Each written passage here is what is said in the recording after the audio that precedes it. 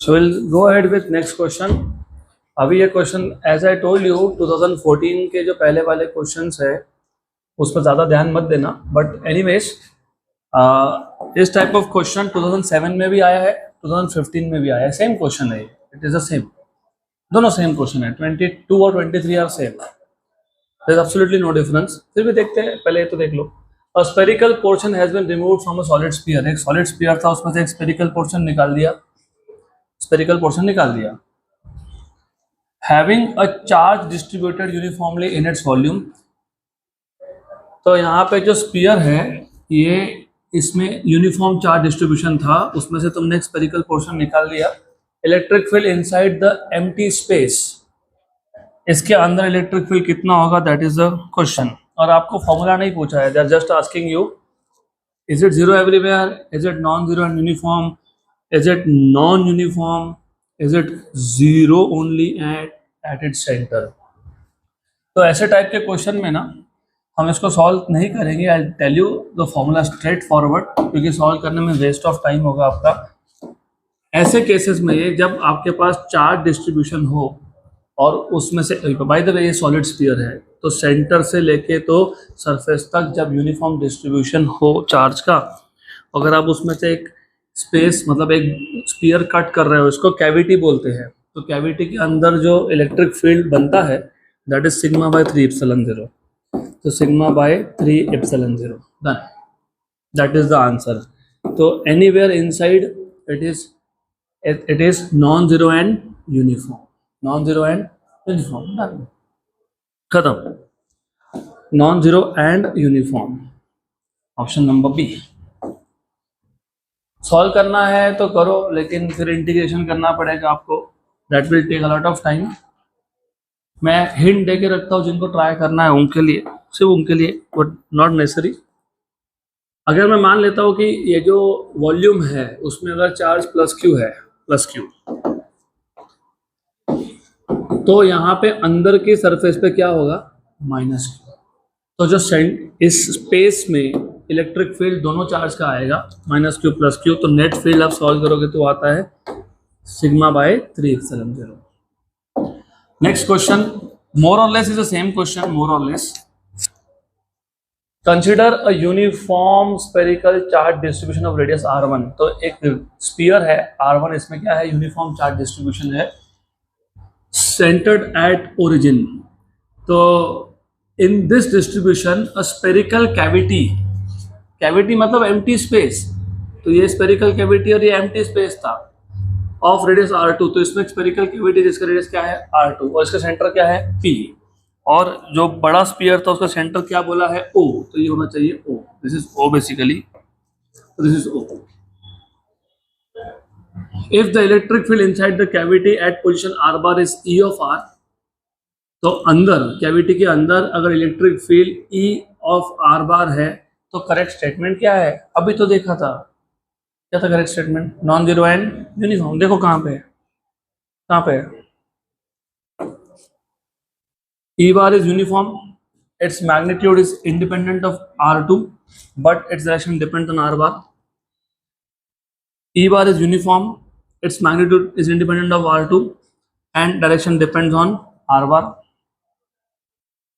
Magnitude depends on होना चाहिए था, ये इंडिपेंडेंट नहीं है, ये डिपेंड्स ऑन है, क्वेश्चन ही गलत है, this is the wrong question. E bar is uniform, its magnitude is independent of A, A radius कितना है उस पर डिपेंड नहीं करता है, but direction depends on A bar. E bar is uniform and both its magnitude and direction depends on A bar. What was the electric field inside the cavity? Sigma by 3 epsilon 0. So does it depend on A? A पे depend करता है क्या, नहीं, तो E is uniform, its magnitude is independent of A, ये तो आ गया, ये तो पक्का है, और also it is independent of R2। Electric field का वैल्यू इनसाइड यूनिफॉर्म है, ना वो R2 पे डिपेंड करता है ना वो A पे डिपेंड करता है, तो ये तो पता होना चाहिए, मतलब ऑप्शन नंबर B और D नहीं आएगा, बचा कौन, A एंड C। अब सिर्फ रह गया डायरेक्शन का बात, तो direction, what about direction, how do you work for direction? It depends on centre पे क्या है, प्लस क्यू चार्ज है। कहाँ बोला है, कहाँ बोला है प्लस क्यू चार्ज, कहाँ दिया है plus q charge? Where is plus q charge given to you? I don't see, है क्या प्लस क्यू चार्ज? अरे कहाँ प्लस क्यू चार्ज है? Consider uniform spherical charge distribution of radius r1, तो ये एक चार्ज डिस्ट्रीब्यूशन है with radius r1 centred at origin o, वो q मिसप्रिंट था, origin o। In this distribution, इसमें से एक स्फेरिकल कैविटी तुमने कट कर लिया जिसका रेडियस कितना है r2, ये कहाँ सेंटर्ड है, p पॉइंट पे, विद डिस्टेंस OP डिस्टेंस कितना है a, और ये कितना आया r1 माइनस r2। तो ये हिंट था आपके लिए, ये जो दिया है ना, this is a hint for you. If the electric field inside the cavity at position r is E bar of r bar, then the correct statement is, uniform तो होगा ये तो पक्का है, लेकिन अभी बताओ सॉल्व करके। E इज यूनिफॉर्म चारों जगह पे है, both its magnitude and direction depend on A bar। E bar is uniform, its magnitude is independent of A, but direction depends on A bar. E bar is uniform, its magnitude depends on R2, and direction depends on R bar. E bar is uniform, its magnitude is independent of R2, but its direction depends on R. तो कैसे solve करेंगे? How do you solve this question? Hint दिया ना, hint. This is a hint. बताओ क्या करोगे?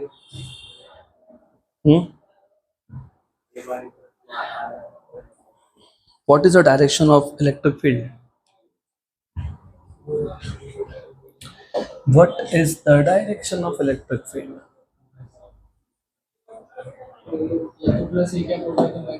Very good. Plus a cap हो गया, माइनस a कैप होगा। एक्सीलेंट।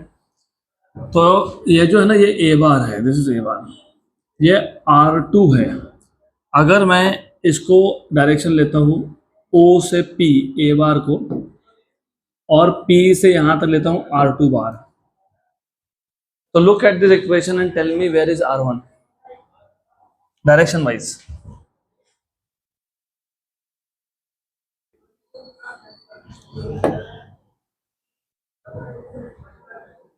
ये पॉजिटिव चार्ज है, positive. What is the direction of electric field due to positive charge?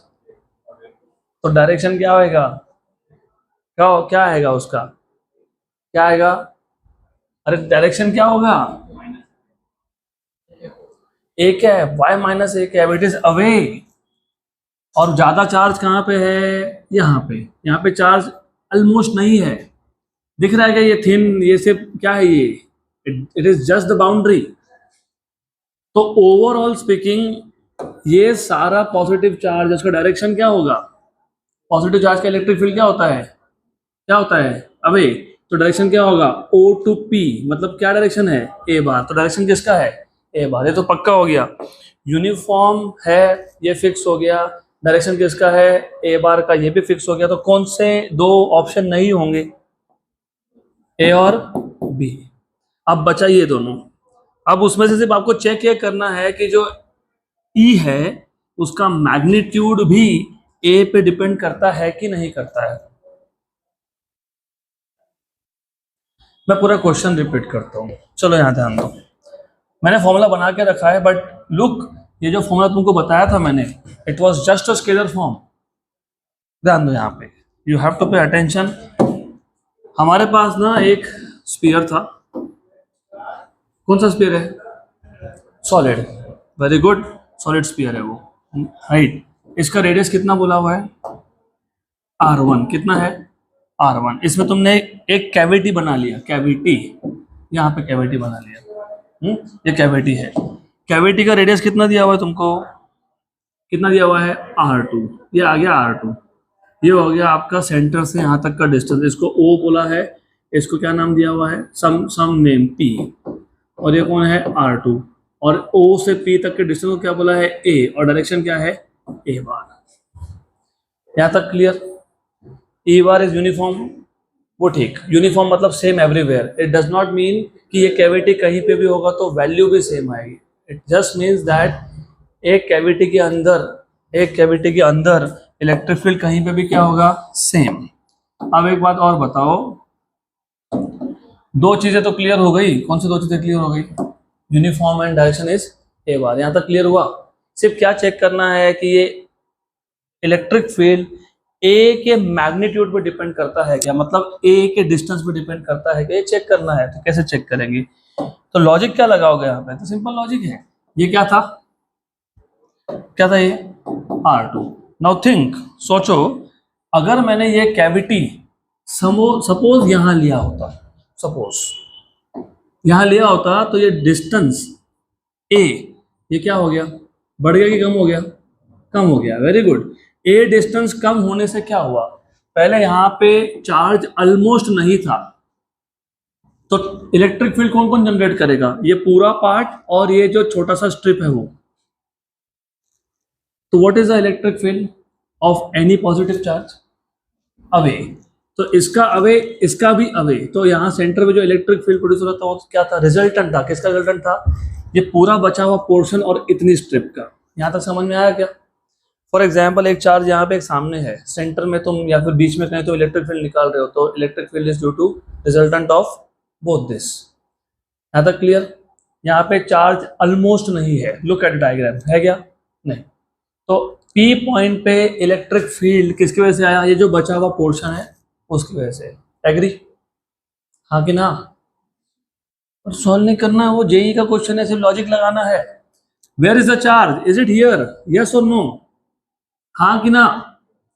Charge कौन सा है, positive. What is the direction of electric field, away.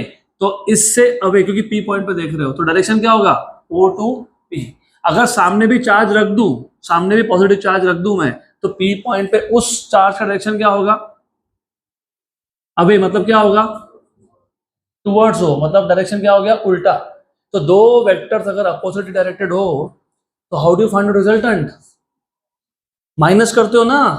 तो यहाँ पे चार्ज है क्या, नहीं। इसका मतलब अभी इस केस में पी पॉइंट पे इलेक्ट्रिक फील्ड सिर्फ कौन जनरेट कर रहा है, ये जो बचा हुआ पोर्शन है। लेकिन अगर कैविटी को मैंने शिफ्ट कर दिया, कैविटी दूसरी जगह पे लिया, तो ए का मैग्नीट्यूड चेंज हुआ कि नहीं, हुआ ना। उसके वजह से क्या हुआ, यहाँ पे चार्ज बना कि नहीं, बना ना, यस, हुआ ना। तो अब क्या करोगे, ये जो पोर्शन है, पोर्शन नंबर 1, इसका इलेक्ट्रिक फील्ड पी पॉइंट पे क्या होगा, ओ टू पी। और ये जो सेकंड पोर्शन है इसका क्या होगा, पी टू ओ। तो दो वेक्टर से क्या करोगे, सब्ट्रैक्ट करोगे। तो अब मुझे बताओ, सेकंड केस में कैविटी और फर्स्ट केस में कैविटी, इलेक्ट्रिक फील्ड की वैल्यू सेम आएगी कि नहीं आएगी, वही तो पूछा था। Does it depend on magnitude of A, yes it depends, क्योंकि तुम कैविटी कहाँ रख रहे हो उसके हिसाब से बाउंड्री पे कितना चार्ज है वो होगा। तो ऑप्शन क्या आएगा, डी। हाँ तो क्लियर, पक्का पक्का। दोनों ही केस में अंदर इलेक्ट्रिक फील्ड की वैल्यू यूनिफॉर्म है, लेकिन यहाँ पे इलेक्ट्रिक फील्ड की वैल्यू कुछ अलग वैल्यू है, यहाँ पे कुछ अलग वैल्यू है यूनिफॉर्म। समझ में आया, पक्का पक्का, श्योर श्योर, डन। सॉल्व तो कुछ करना है नहीं इसमें।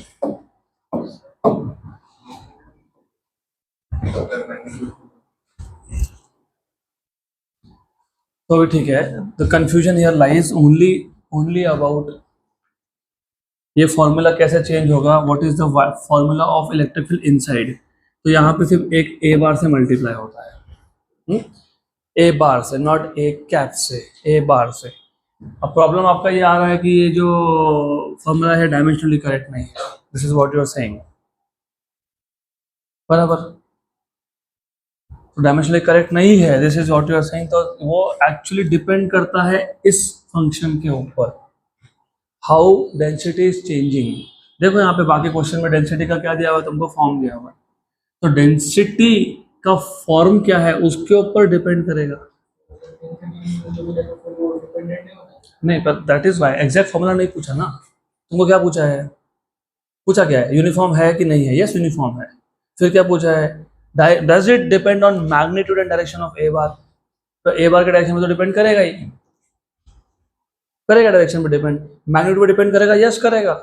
अगर वो तुमसे फाइनल फॉर्म पूछते होंगे फॉर्मूला पूछते होंगे तो तुमको रो का फंक्शन देना पड़ेगा, फिर इंटीग्रेट करके सॉल्व करना पड़ेगा. They have not given it to you. तो वो डिपेंड करेगा क्वेश्चन के ऊपर कि तुमको क्या दिया है. तुमको पूरे क्वेश्चन में कहीं पे भी nowhere they are telling you what is rho. तो इन दैट केस ऐसा ही लेना है तुमको. अभी ये क्वेश्चन है, अब देखो इसमें मेथड चेंज हो जाएगा ना. तो solve this you have a different approach here. A solid sphere of radius r has a charge q. एक सॉलिड स्फीयर है, रेडियस उसका r है, चार्ज कितना है q, distributed in its volume. तो ये वॉल्यूम चार्ज डेंसिटी हो गया with a charge density of rho equal to k r raised to a, where k and a are constants. r is the distance from the center. If the electric field at r by 2 is 1 by 8 times that r equal to capital R, find the value of a. Good question. तो हमारे पास एक solid sphere है. You have a solid sphere. इसमें जो density है वो distance के साथ चेंज हो रहा है, यूनिफॉर्म डेंसिटी नहीं है, और इस स्फीयर का रेडियस है r. आपको ऐसा बोला है कि r by 2 डिस्टेंस पे, मतलब फॉर एग्जाम्पल यहाँ पे एक पॉइंट होगा P, ये है r by 2 distance. r by 2 distance में जितना भी इलेक्ट्रिक फील्ड है, राइट, इसको मैं बोल देता हूँ लेट अस से E1. तो E1 is electric field at r by 2. It is equal to how much, 1 by 8 times that at r. इसको 0.2 बोलता हूँ. तो यहाँ पे इलेक्ट्रिक फील्ड कितना हो गया, E2. तो I call this as electric field here E2. यहाँ पे कितना है, E1. तो according to the question what is given to you, E1 equal to E2 by, ऐसा दिया ना क्वेश्चन, बराबर. कोई ये डिफिकल्ट क्वेश्चन नहीं है, सिर्फ ध्यान दो. E1, what is E1, electric field कहाँ पे, r by 2 distance. What is E2, electric field कहाँ पे, कैपिटल R डिस्टेंस. और what is the relation, E1 equal to E2 by 8. How to solve this question, इसको equation number 1 बोल देता हूँ. How do you find out electric field in general. हाँ, k Q by are square, मतलब 1/4 pi epsilon 0 by. तो एक काम करो, what I will do is better of, E1 को लिख लूंगा मैं के Q1 bye R1 square and के Q2 बाय R2 स्क्वायर, और साथ में कौन है, 8. तो बेटर ये है कि हम इसको कैंसिल कर देते हैं. बराबर. यहाँ से आ गया आपका इक्वेशन नंबर 2. और ये R1, what is R1, r by 2, तो r स्क्वायर बाई 4, राइट. तो this is Q2 upon 8 times of r square. आ गया. पूछा क्या, भूलना मत, आपको वैल्यू ऑफ ए पूछा है. तो यहाँ पे क्या कैंसिल हो गया, ये और ये हो गया कैंसिल. तो what is the relation between Q1 and Q2, Q1 is Q2 by 32. Equation number 2, correct. अगर आपको A फाइंड करना है तो आपको पहले Q1 फाइंड करना है. What is the meaning of Q1. Q1 का मतलब ये होता है कि how much is the charge enclosed. कहाँ पे enclosed, which distance, with distance r by 2 distance. तो आपको ये देखना पड़ेगा कि r by 2 डिस्टेंस पे, मतलब यहाँ पे कितना चार्ज है, इसके अंदर कितना चार्ज है. तो how do you find out charge from centre to r by 2, integration. How do you integrate, कल बताया था मैंने. What is density, it is charge per unit volume. तो what is dq, it is rho dv. What is q, it is integration rho dv. बराबर. अगर आपको Q1 find करना है तो रो dv, लेकिन इंटीग्रेशन होगा कहाँ से, 0 से r by 2 तक, क्योंकि electric field at first point distance क्या था, 0 to r by 2, तो 0 to r by 2, राइट. हो गया. What is rho given to you, k r raised to a. तो Q1 equal to integration k r raised to a. dv का कल मैंने बताया था, याद है क्या, 4 पाई r स्क्वायर dr. तो वॉल्यूम के केस में आपको पता होना चाहिए, वॉल्यूम एलिमेंट मतलब छोटा सा शेल, उसका वॉल्यूम कितना होता है, एरिया कितना, 4 पाई r स्क्वायर इंटू थिकनेस. आ गया. तो ये हो गया आपका Q1 इक्वल टू k, बाहर आ गया, 4 पाई भी बाहर आ गया, तो 4 पाई को भी बाहर निकाल लेते हैं, k को भी बाहर निकाल लेते हैं, 0 to r by 2, r raised to a और a, तो r raised to 2 plus a dr. What is integration of x raised to n dx? What is the integration of x raised to n dx? x raised to n dx का integration कितना होता है, x raised to n plus 1 upon n plus 1. तो you have Q1 equal to 4 pi k integration from 0 to r/2। अच्छा, ये integration का formula तुमने बता ही दिया, तो बता दो अब। x रेज टू n+1, यहाँ पे x मतलब r, n मतलब कौन, 2 + a, +1 मतलब कितना, अपॉन 3 + a, 0 टू r/2। तो ये आ गया आपका Q1 इक्वल टू 4πk, और 3 + a कांस्टेंट है तो बाहर आ गया। Upper limit minus lower limit, तो अपर लिमिट लगा दो। अपर लिमिट कौन है, r/2 रेज टू 3 + a, है ना, बराबर। अब इसको सॉल्व करना पड़ेगा, जस्ट सॉल्व दिस। तो Q1 equal to 4πk upon 3 + a, 2 raise to 3 + a, r raise to 3 + a upon 2 raise to 3 + a। तो r raise to 3 + a, r raise to 3 + a ऐसा आएगा ये। ओके, यहाँ तक क्लियर, ठीक है, ठीक है, ठीक है, नॉट एन इशू। 3, अभी आपको Q2 भी फाइंड करना, दोनों चाहिए ना। अभी तो तुमने Q1 फाइंड किया, अभी आ जाओ Q2 पे। What will be Q2, same integration what, rho dv, but this time limits will go from 0 to r, तो 0 टू r आएगा। Q2 equal to what is rho, r raise to a into k, और ये क्या था, 4πr² dr। Good, तो अब ये आ जाएगा आपका Q2 इक्वल टू 4πk, बाहर आ गया, integration 0 to r raise to 2 + a dr, same, सब लिमिट्स अलग है, बराबर, करेक्ट। तो हाँ बोले, तुम नहीं बोले, तो अभी आपको ही तो JEE एडवांस के क्वेश्चंस करने थे, तो करवा के दे रहा हूँ मैं, तो थोड़ा सा कंट्रीब्यूट भी करो यहाँ पे। What is the integration of this, r raise to 3 + a upon 3 + a, limits from 0 to r, तो ये आ जाएगा 4πk upon 3 + a, upper limit r raise to 3 + a, equation number 4। Equation 4 और ये 3 कहाँ जाएगा, इक्वेशन नंबर 2 में।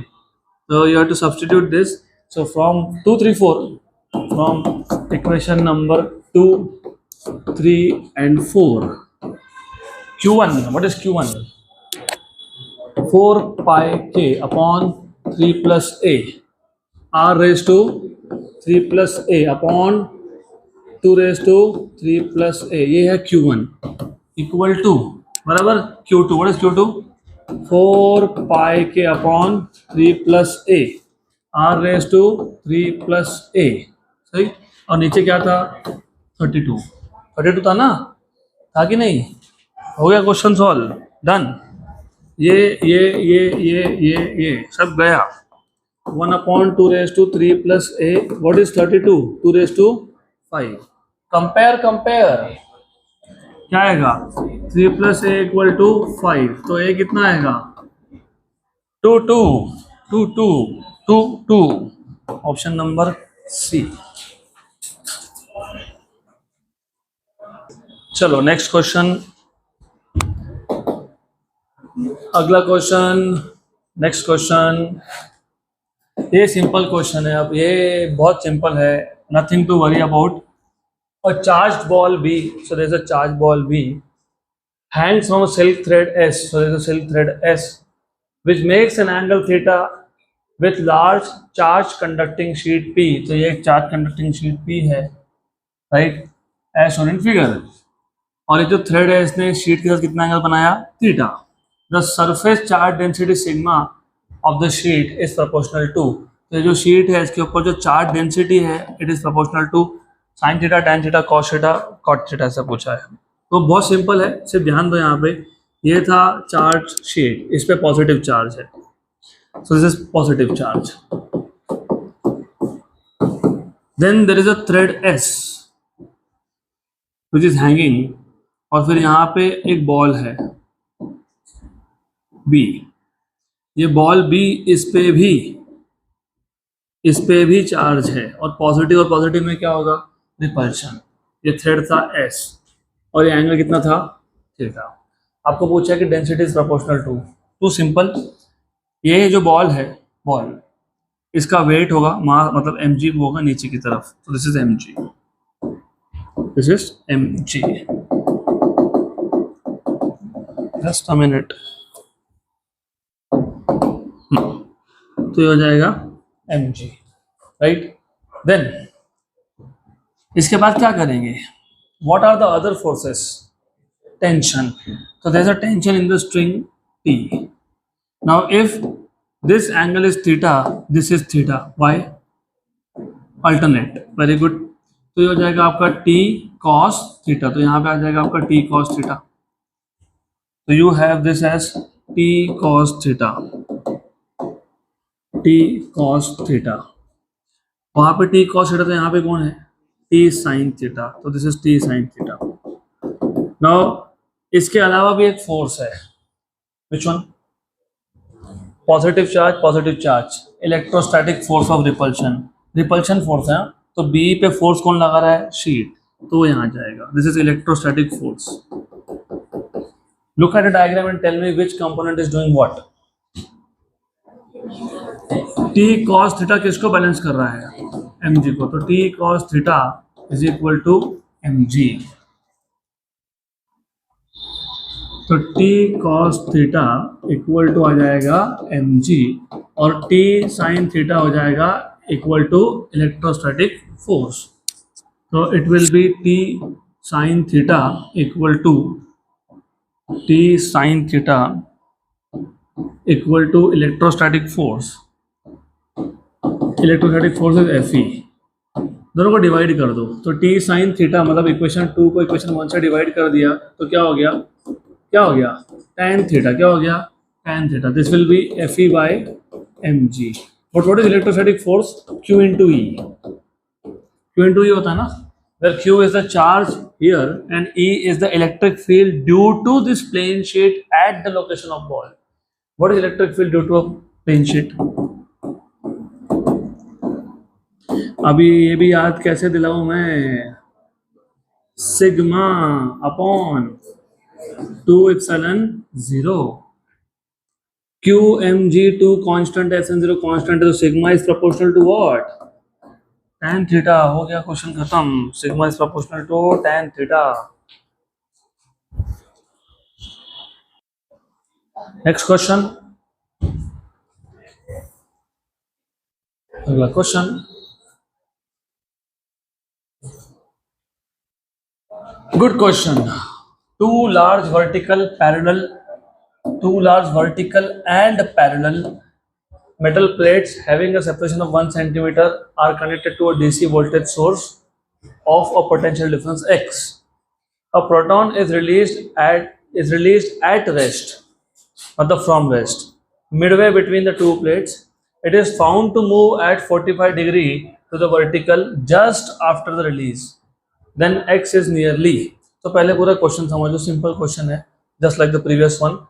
To large vertical and parallel, तो हमारे पास दो large vertical and parallel metal plates है, ये हो गया एक प्लेट, यहाँ पे आ गया दूसरा प्लेट, इसका सेपरेशन आपको दिया हुआ है, तो distance between two plates is given to you, that is 1 centimetre. तो फिलहाल के लिए इसको बोल देता हूँ d, okay, 1 centimetre separation. Are connected to a DC voltage source, direct current का एक सोर्स लगा के रखा है, यहाँ पे डीसी सोर्स है, तो आपको पता होना चाहिए डीसी सोर्स मतलब कुछ नहीं होता, एक सेल के साथ कनेक्ट कर देना, तो अगर आप इसको एक सेल के साथ कनेक्ट कर लेते हो तो एक प्लेट हो जाता है पॉजिटिव, दूसरा हो जाता है नेगेटिव, सिंपल। तो you are connecting this something like that, तो ऐसा कनेक्ट कर दिया, तो you are connecting it like this, ये पॉजिटिव कर दिया, ये नेगेटिव कर दिया, तो ये प्लेट पॉजिटिव बन गया, ये प्लेट नेगेटिव बन गया। आगे क्या बोला है, पोटेंशियल डिफरेंस कितना है x, मतलब voltage between the two plates is x।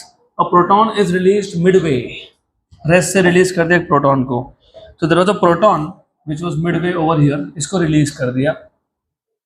It is found to move at 45 to the vertical just after the release. ये 45 डिग्री का कुछ स्पेसिफिक मतलब होता है, बताता हूँ क्या, अभी मैं सॉल्व करके दे रहा हूँ, लेकिन next time I expect that you understand what is the meaning of 45। 45 का मतलब होता है कि इसके जो दो कंपोनेंट है वो सेम होंगे, because tan 45 is 1, what is tan 45? sin 45 है cos 45, मतलब sin 45 है cos 45 इक्वल टू 1, मतलब sin and cos components are same.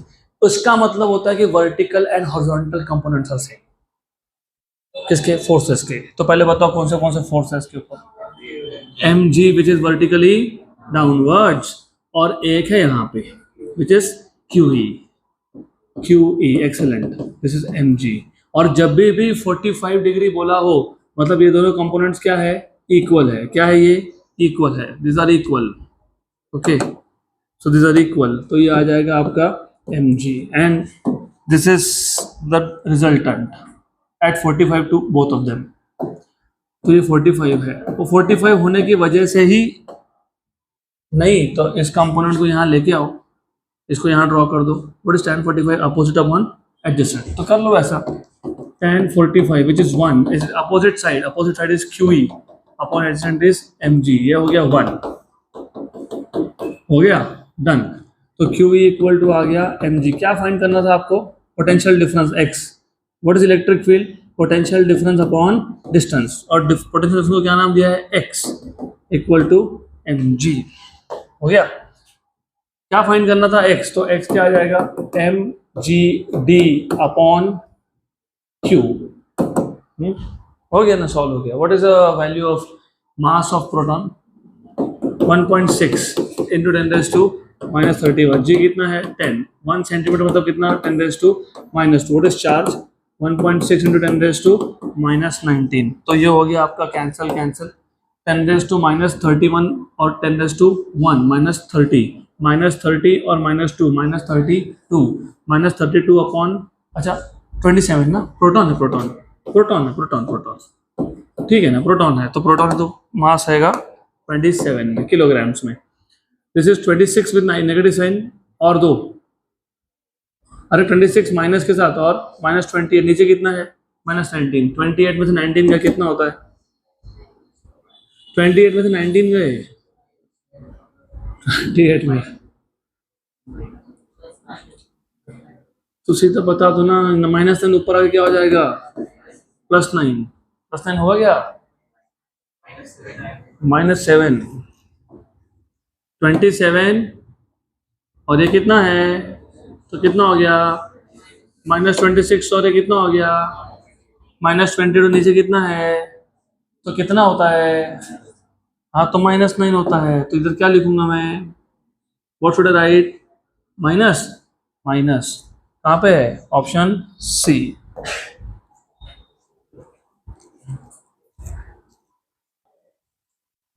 Next question,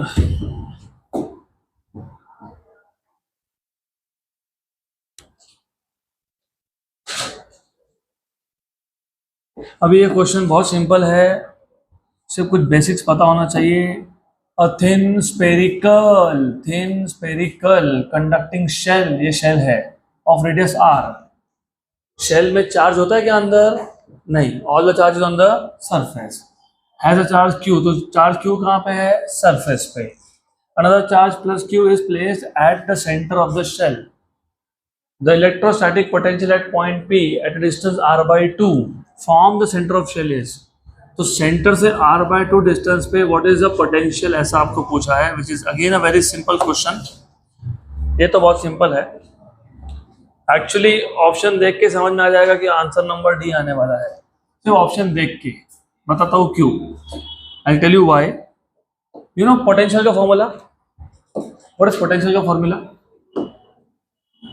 KQ/R, और दोनों चार्जेस पॉजिटिव है, दोनों चार्जेस क्या है? पॉजिटिव है। तो total potential at a point क्या होगा? Potential due to first charge plus और दोनों क्या है? पॉजिटिव है। तो दो टर्म और एक बीच में प्लस साइन, दो टर्म और बीच में प्लस साइन, या तो इधर है या तो इधर है, या यहाँ पे है यहाँ पे, डन। बाकी तो कहीं नहीं है ना। हाँ, तो ऑप्शन नंबर ए और डी में से एक आएगा। अब इन्होंने ऐसा बोला है कि जो ये आउटर शेल था उस पर चार्ज कितना था? Q, और सेंटर पे एक चार्ज है, सेंटर पे ही एक चार्ज है, वो कितना चार्ज है? Capital Q। और आपको पोटेंशियल कहाँ बोला है? P पॉइंट पे, और P पॉइंट का डिस्टेंस कितना है सेंटर से? r/2। तो they are asking you to find out potential at a central point which is over here, P point. The distance here is r by 2. तो potential at the center is potential due to capital Q plus potential due to small q. Capital Q is a point charge. What is potential for a point charge? 1 by 4 pi epsilon 0 q by distance r by 2. तो ये गया ऊपर गया, मैं दूसरा term लिख रहा हूँ, हाँ डोंट वरी अबाउट दैट, लिख रहा हूँ मैं। तो 2q बाय r इतना हो गया ना, इतना हो गया तो आंसर आ गया ऑप्शन नंबर डी 2q। इधर 2q है क्या? अरे लेकिन छोटा क्यू भी तो दो बार है ना, तो वो नहीं आएगा ना दो बार, वो एक बार ही आएगा ना। वो एक बार क्यों आएगा? डू यू रिमेम्बर मैंने तुमको एक स्टेटमेंट लिख के दिया था प्रॉपर्टीज ऑफ कंडक्टर्स में, मैंने तब बोला भी था ये प्रॉपर्टीज तुमको अभी लगेगा कि क्या थ्योरी चल रहा है, आगे काम में आएगा। Potential everywhere on the surface and inside the conductor is constant, और उसकी वैल्यू भी बताई थी। मैंने बोला था कि अगर स्फीयर पे चार्ज स्मॉल क्यू हो तो पोटेंशियल पूरे स्फीयर के सरफेस पे या उसके अंदर हमेशा होता है 1/4 pi epsilon 0 q by r। तो potential anywhere on the surface और inside is 1/4 pi epsilon 0 q. What is q?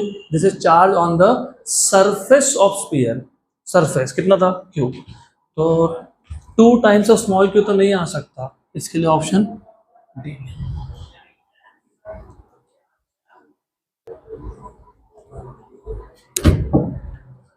Next question,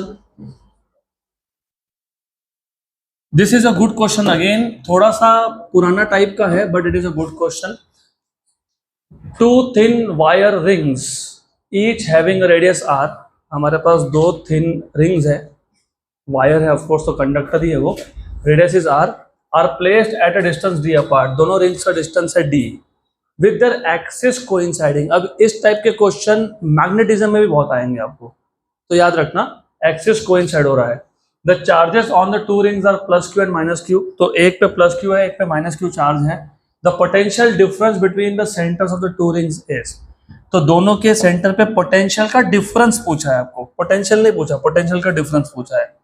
तो पहले तो तुमको क्वेश्चन को इमेजिन करते आना चाहिए। तो हमारे पास दो रिंग है, दोनों का रेडियस शायद सेम दिया हुआ है, सेम दिया हुआ ना रेडियस, यस गुड, क्योंकि रेडियस सेम नहीं होगा तो कॉम्प्लिकेशन बढ़ जाते।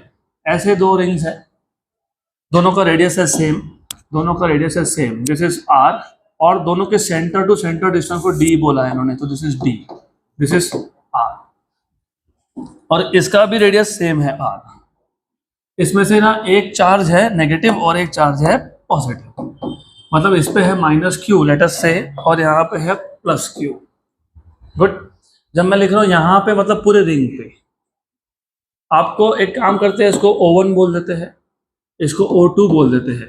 तो आपको पूछा पड़े थे potential difference between O1 and O2। तो पहले तो आपको O1 इस पॉइंट पे पहले के सेंटर पे पोटेंशियल निकालना पड़ेगा, और दूसरे के सेंटर पे भी पोटेंशियल फाइंड करना पड़ेगा, और दोनों क्या करोगे? Subtract, correct. How do you find potential at the centre of first? What is the potential at the centre of a ring? Standard formula है 1/4 pi epsilon 0 q by r, ये standard है, यही है। एनीवेयर इनसाइड द स्फीयर और at the centre of ring same formula आता है, charge upon radius same आता है। अभी तो देखा था इनसाइड द स्फीयर लिखा था कि नहीं, वो और ये सेम है, लेकिन O1 ये जो पॉइंट है ये पहले रिंग और ये दूसरे रिंग दोनों के फील्ड में है, तो दोनों का पोटेंशियल होगा। तो पहले रिंग का पोटेंशियल हो गया, अब दूसरे का भी तो ऐड करो ना, फिर ऐड करो दूसरे का, तो you have to like add the potential of second. लेकिन सेकेंड पे चार्ज कितना है? माइनस क्यू, तो माइनस आ जाएगा वहां पे। तो in short you are writing down it something like this, potential due to first plus second. What, how do you find out potential due to second at the centre of first? Issue क्या होता है पता है यहाँ पे आपको? Distance का problem है, कोई प्रॉब्लम ही नहीं है। इट इज ये सेम एक्सिस है कि नहीं? बोला ना उन्होंने, क्या बोला उन्होंने? कोइंसाइडिंग एक्सिस, तो एक्सिस क्या है? सेम है। अब तुम रिंग का डिस्टेंस इस सेंटर से कहीं से भी ले लो, तुम यहां से ले लो, यहां से ले लो, एक ही आने वाला है वो। Rings they are facing each other, centre से रिंग का कोई भी पार्ट का डिस्टेंस, दूसरे रिंग का डिस्टेंस वो हमेशा सेम आएगा, वो हमेशा हाइपोटेन्यूज बनेगा, तो क्या आएगा under root of r square plus d square, same ही आने वाला है। तो दैट डजेंट मैटर रियली, तो यहाँ पे भी आप लिखोगे 1/4 q by under root of r square plus d square. यहाँ तक क्लियर हो गया क्या? Any doubts here? कोई डाउट है यहाँ पे? कुछ नहीं किया, पहले O1 पे हम लोगों ने इसका पोटेंशियल निकाला, that is 1/4 q by distance. फिर दूसरे रिंग का निकाला, that is 1/4 q by distance. Distance कितना था? R square plus d square का रूट। अब सेकेंड पॉइंट पे भी तुमको, मतलब O2 पे भी तुमको पोटेंशियल निकालना पड़ेगा। What is the potential here? Potential due to second plus due to first. What is potential due to second?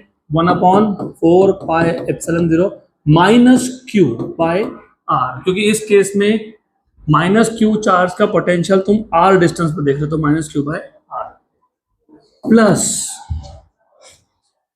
ये जो रिंग है इसका सेंटर से कितना डिस्टेंस है? सेम, तो 1/4 q by under root of r square plus d square. क्योंकि जैसे तुमने यहाँ डिस्टेंस निकाला ना, तुम यहाँ भी तो निकाल सकते हो ना, सेम आएगा, सेम आएगा ना। गुड। अब इन दोनों को सिर्फ क्या करेंगे?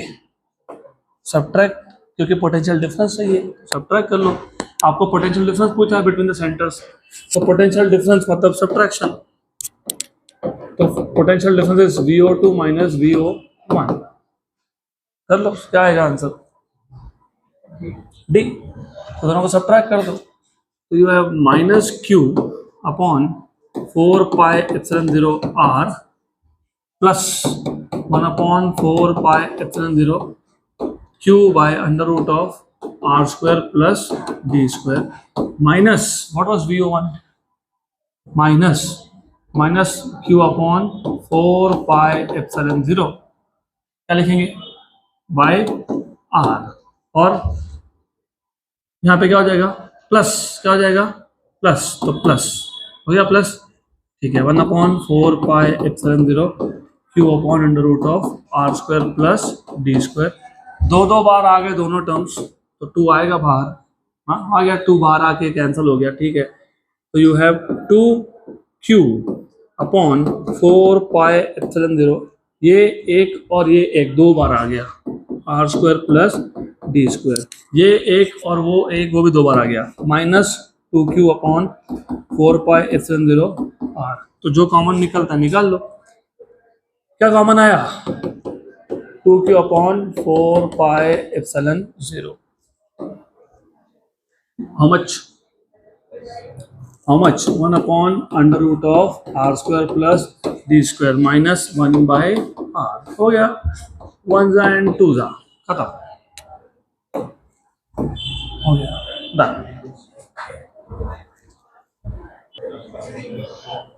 नेक्स्ट क्वेश्चन, चलो अगला क्वेश्चन। तो ये तो अभी हो गया सॉल्व। अगला क्वेश्चन, ये question I can give you as an assignment because this nothing, simple सा क्वेश्चन है, थ्योरी क्वेश्चन है, सॉल्व करो।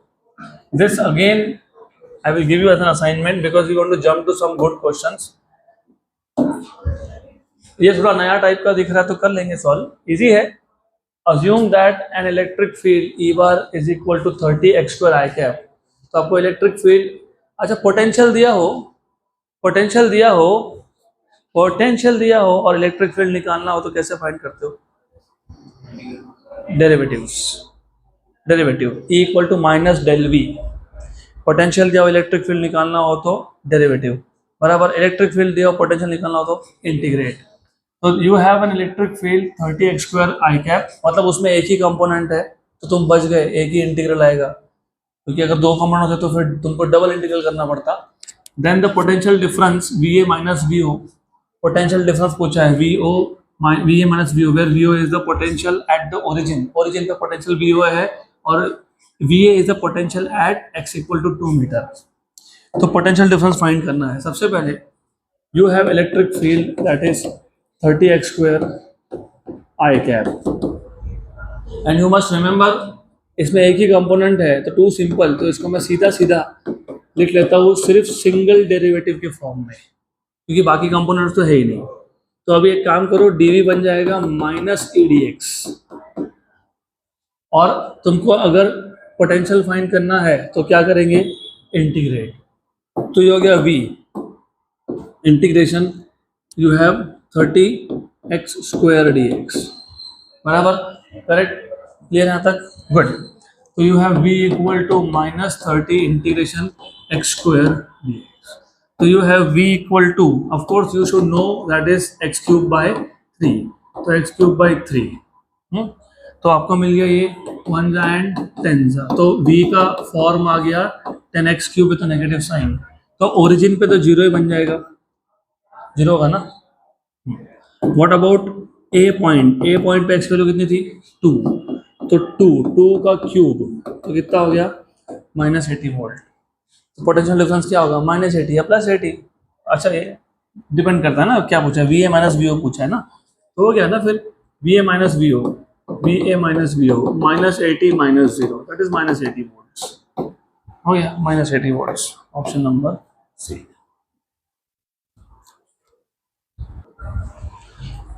ओके, तो since we have limitations of time, तो अभी मैं डायरेक्टली जंप करने वाला हूँ 41 एंड 42, बाकी के तुम ट्राई करो, if you find problems you can ask me, but the इस type of questions we should take in class. Question number 41, good question. Consider a system of 3 charges q by 3 minus 2q by 3 placed at points a b c, a b और c। a पे charge है q by 3, b पे भी charge है q by 3 और c पे charge है minus 2q by 3। आपको बोला है take O to be the centre of the circle, तो ये जो O है सेंटर ऑफ सर्कल है, right, and radius is capital R, तो सर्कल का रेडियस R है, और एंगल CAB ये कितना है 60 डिग्री, तो angle CAB 60 degree. Then 4 option है, चारों में से कौन सा करेक्ट है वो आपको बताना है। तो electric field eight O is Q upon 8 pi epsilon 0 R square directed along the negative x axis. तो पहले आपको ये चेक करना पड़ेगा इलेक्ट्रिक फील्ड सेंटर पे क्या आ रहा है, वैल्यू और डायरेक्शन। तो पहले क्वेश्चन इज सिंपल, थोड़ा लेंथी है बट इट इज सिंपल। तो यू हैव अ सर्कल मतलब रिंग, देन मान लेते हैं एक्स एक्सिस है, imagine this is y axis, you have 3 charges A B और सी पे रखे हुए हैं, q by 3 and minus 2q by 3। तो you have something like this, ऐसा एक लाइन है, and this is how it is. ये तुमको राइट एंगल ट्रायंगल किसी एंगल से दिख रहा होगा तो नहीं है, ये कितना है 60, ये कौन था A, चार्ज क्या था q by 3, ये कौन है B, चार्ज क्या है q by 3, ये कौन है C, चार्ज कितना है माइनस 2q by 3। तो पहले तो आपको इतना पता होना चाहिए। अब क्वेश्चन में बोला क्या है, इलेक्ट्रिक फील्ड एट O मतलब सेंटर पे इलेक्ट्रिक फील्ड निकालो। सबसे पहले ये रेडियस है R और रेडियस भी है R, और दोनों पे चार्ज क्या है positive and positive with the same value. What is electric field due to positive charge away, तो B ने सेंटर पे जो इलेक्ट्रिक फील्ड प्रोड्यूस किया वो O से A की तरफ है क्योंकि वो B से अवे है, और A ने जितना प्रोड्यूस किया वो A से अवे है कहाँ है B के तरफ है। और इलेक्ट्रिक फील्ड डिपेंड करता है चार्ज और डिस्टेंस के स्क्वायर पे। चार्जेस सेम है क्या, यस। डिस्टेंस सेम है क्या, यस। तो मैग्नीट्यूड वाइज सेम है, ऑफ कोर्स यस। तो क्या हो गया कैंसल, मतलब अब सेंटर पे सिर्फ एक ही चार्ज का कंट्रीब्यूशन होगा इलेक्ट्रिक फील्ड में, that is due to B. तो at centre electric field due to A and B cancels out because they are equal in magnitude and opposite in direction, ये पता होना चाहिए। Therefore net field is equal to only due to C, that is equal to 1 upon 4 pi epsilon 0 charge which is minus q by 3 upon distance का square। What is the distance of charge C from O? Distance कितना है, ये radius है ना, पक्का ना, हाँ तो रेडियस है, तो देख लो डायग्राम देख लो, दिस इज रेडियस, तो रेडियस का स्क्वायर बराबर, गुड। तो क्वेश्चन में जो बोला था 8 नहीं आता, 8 आता है क्या, नहीं, 1 जा 2 जा 2 3 जा 6, तो ऑप्शन ए तो नहीं है, दिस इज नॉट करेक्ट। और बाय द वे वैसे भी हाँ, ये नेगेटिव चार्ज है, it is towards negative x axis, negative x axis वो ठीक था लेकिन मैग्नीट्यूड ठीक नहीं था। उसके बाद द पोटेंशियल एनर्जी तो सिस्टम इज जीरो, पूरे सिस्टम का पोटेंशियल एनर्जी जीरो है क्या वो चेक करना पड़ेगा आप। What is the formula of potential energy of system of three charges? 1/4 pi epsilon 0 QA QB upon RAB plus QA QC upon RAC plus QB QC upon RBC। तो ये आ गया 1/4 pi epsilon 0। मैं पूरा नहीं solve करने वाला, don't worry, इसी step पे खत्म हो जाएगा। QA QB सेम, तो क्या हो गया Q² बाय 9 होगा ना? 9 होगा। What is distance between A and B? 2R, तो 2 × 9 मतलब कितना? 18। QA QB दोनों का वैल्यू था Q/3 × Q/3 is Q² bye 9, और नीचे था वो RAB, A से भी distance is diameter is 2R, तो 18 हो गया। QA QC बताओ, minus 2Q² by 9, distance between these two, how to find out distance? This is R, हाँ वो भी है, this is equilateral because this is R, this is 60। तो ये भी क्या बन जाएगा? तो क्या आ जाएगा? R² plus QB QC minus, क्योंकि QB QC है ना, तो QB QC minus 2Q² by 9, और what is the distance? How do find out? ये डिस्टेंस चाहिए ना तुमको? अरे व्हाट इज साइन थीटा?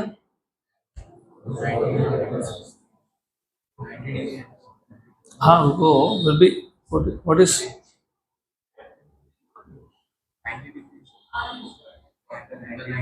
ये 90 है, ये 90 है। Are you sure? 100%? तो मैंने इसलिए तो पूछा व्हाट इज साइन 60, क्योंकि राइट एंगल ट्राइंगल दिख रहा था।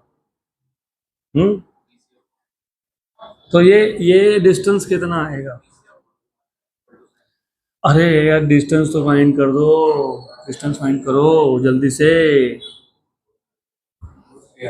√3R, तो √3R का स्क्वायर कितना आएगा? 3R²। ठीक है, आप देखो ऐसा है, कैंसिल होने नहीं वाला, ये होने वाला है कि चेक कर लो। Is it going to become 0? No, होगा नहीं, 0 नहीं होगा वो। अगर 0 हो गया तो कुछ तो गड़बड़ है कैलकुलेशंस में या फिर हमारा सब फाइंड करने में, तो 0 नहीं होता। तो पोटेंशियल 0 है क्या? नहीं।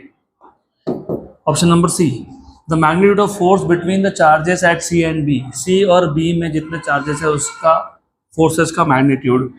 How do you find out force?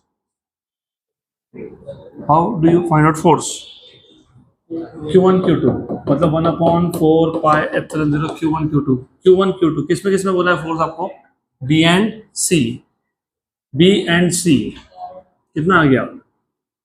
-2Q² by 9 है ना? सही है ना? डिस्टेंस अभी तो बताया था तुमने,